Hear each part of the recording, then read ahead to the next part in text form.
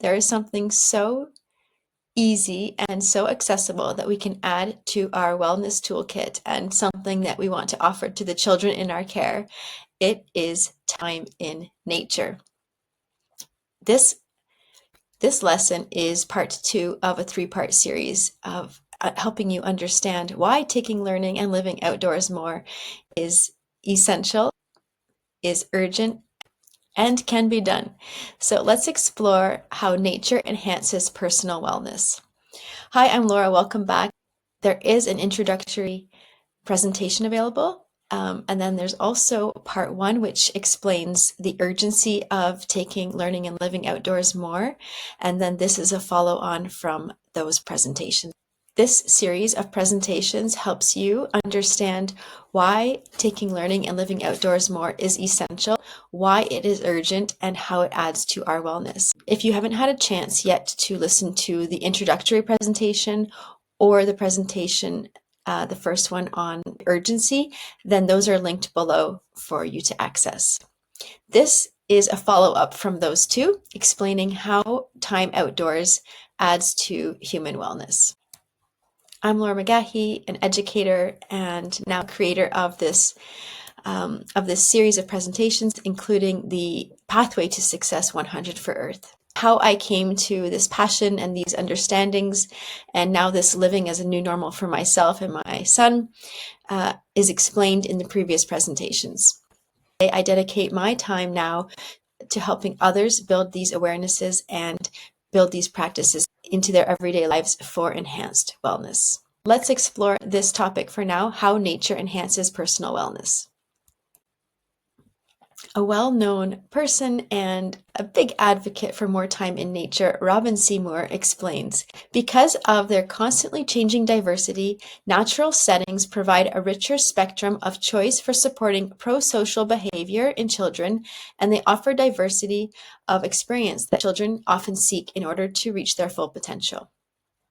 Today, we're really exploring how being outdoors more enhances personal wellness. And when we think of, human wellness, we're thinking in this context specifically of the children in our care.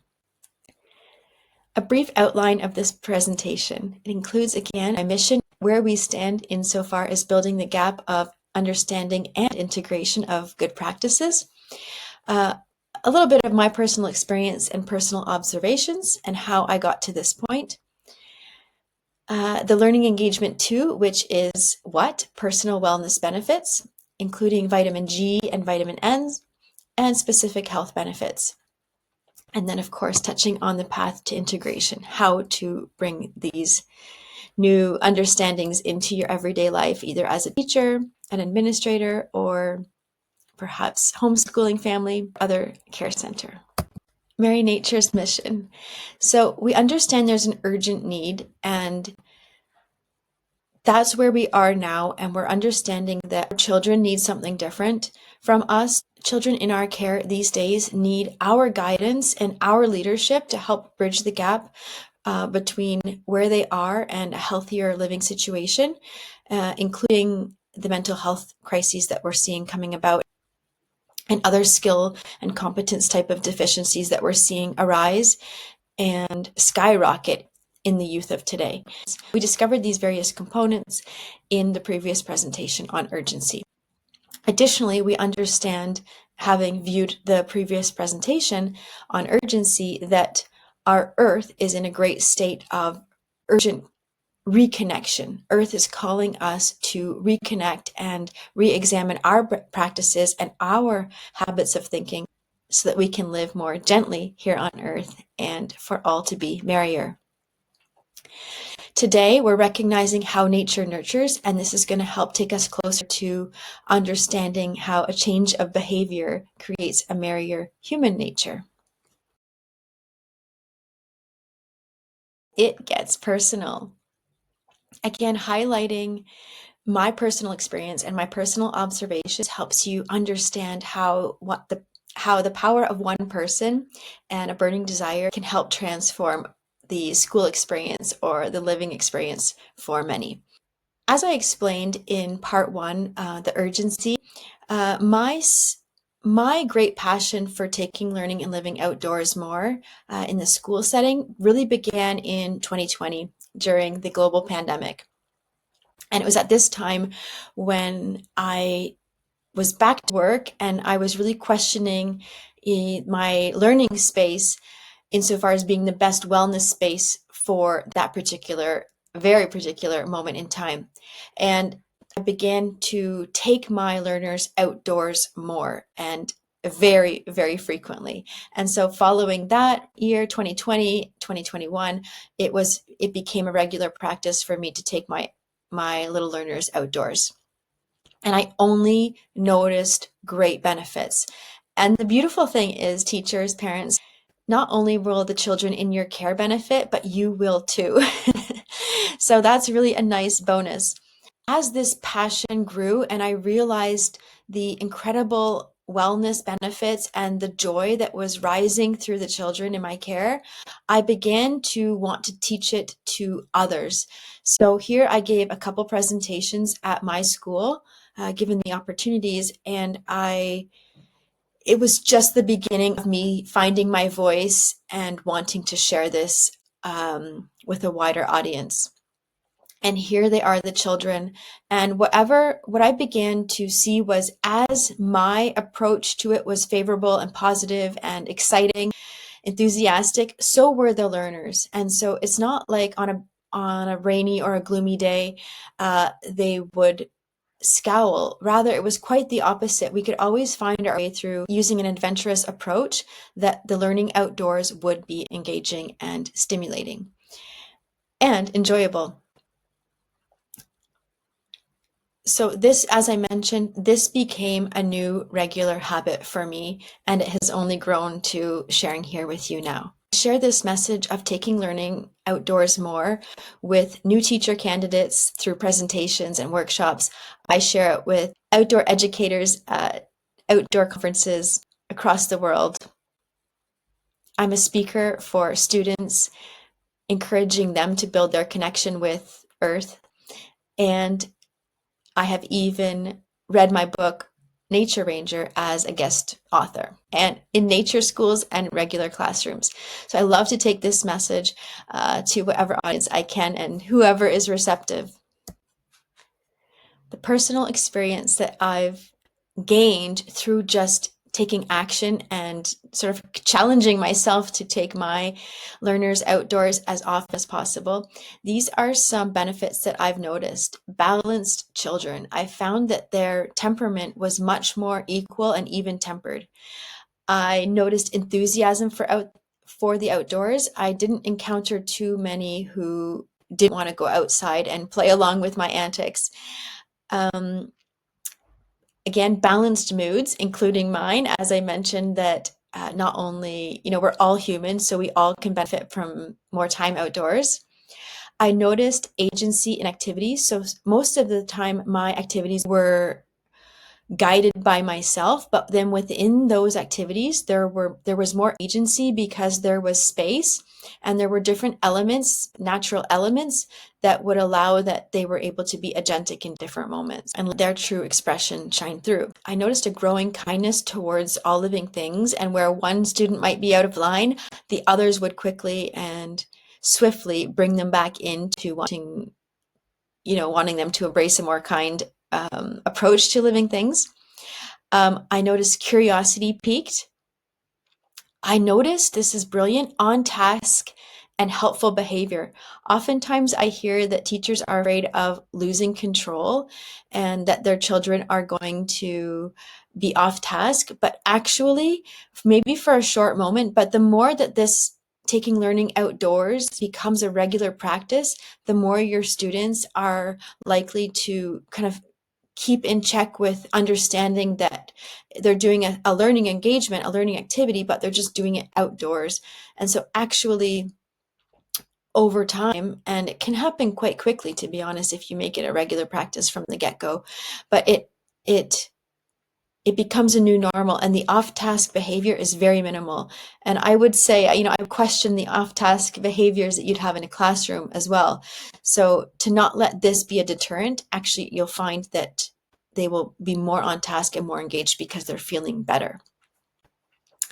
And that I found that they're actively engaged and focused. So again, they might get distracted by the odd little thing, but that's good. And that's part of the learning outdoors, is noticing, noticing a little worm that's, crept into their path, or noticing, the birds flying over.